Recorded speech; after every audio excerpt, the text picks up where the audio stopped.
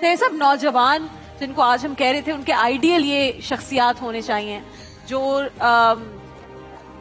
ان کو جن کی زندگی کے اوپر نظر دوڑائیں، ان کی زندگی کیسے گزری وہ دیکھیں. لیکن کوئی ایسا وظیفہ ہے کہ اگر آپ چاہتے ہیں کہ آپ کی زندگی اسی طرح گزرے، آپ ان کو فالو کریں، تو نوجوان، ہم ہمیشہ کہتے ہیں بوڑھے، ماں باپ، مائیں، بہنیں وظیفے سن رہی ہیں، نوجوان وظیفوں سے دور ہیں. شہریار صاحب دیکھیں، بسم اللہ الرحمن الرحیم، صلی اللہ علی النبی الامی وآلہ صلی اللہ علیہ وسلم، صلاۃ و سلام علیک یا سیدی یا رسول اللہ. دیکھیں، یہ جو دونوں جنت کے شہزادے نا، امام حسن اور امام حسین، تو میں ایک نوجوانوں کی انسپیریشن کے لیے ان کے بچپن کا ایک واقعہ عرض کرتا ہوں، پتہ چلے گا ہمارے نوجوان کہاں کھڑے ہیں. تو دونوں بیٹھے تھے تو دیکھا کہ ایک سفید داڑھی والے صحابی رسول صلی اللہ علیہ وسلم وضو فرما رہے ہیں.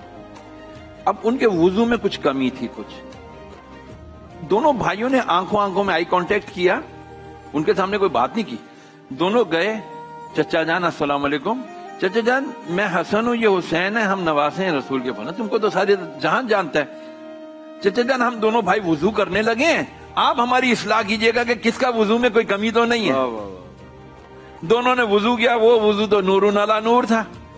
تو چچا جان رونے لگے، دونوں کو پیار کیا، ماتھے پیشانیاں چومی، کہا ارے شہزادو، تم نے تو اپنا وضو کر کے میرے وضو کی اصلاح کر دی. کیا بات.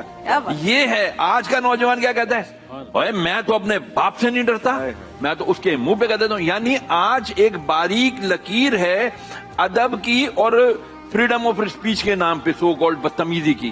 تو ہمیں ان شہزادوں سے سیکھنا ہے کہ یار یہ کیسے. امی جان، اب یہ حسنین کریمین دونوں میں سے کوئی ایک، بلکہ دونوں ہی، سرکار بی بی سید کائنات سلام اللہ علیہ فاطمہ رضی اللہ تعالیٰ عنہ، ان کو بھیجا کرتی تھی جمعے میں بابا جان نانا جان بیان کرنے جا رہے ہیں. تو یہ چلتے چلتے ان دونوں میں سے کوئی ایک شہزادے نا کوئی چٹائی کی وجہ سے کسی وجہ سے لڑکھڑا ہے.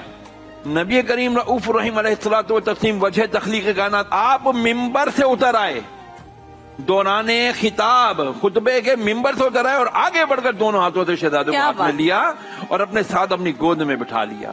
یہ شان ہے. کوئی دعا ہے ایسی جو نوجوانوں کو پڑھنی چاہیے؟ کوئی سوال کہ نوجوان وظیفے نہیں پڑھتے، وہ کہتے ہیں اماں وظیفے پڑھیں گی، ابا وظیفے پڑھیں گے. دیکھو، سب سے پیاری دعا تو یہ ہے کہ ہمیں دین سے محبت ہو جائے. دین سے محبت کس طرح ہوگی؟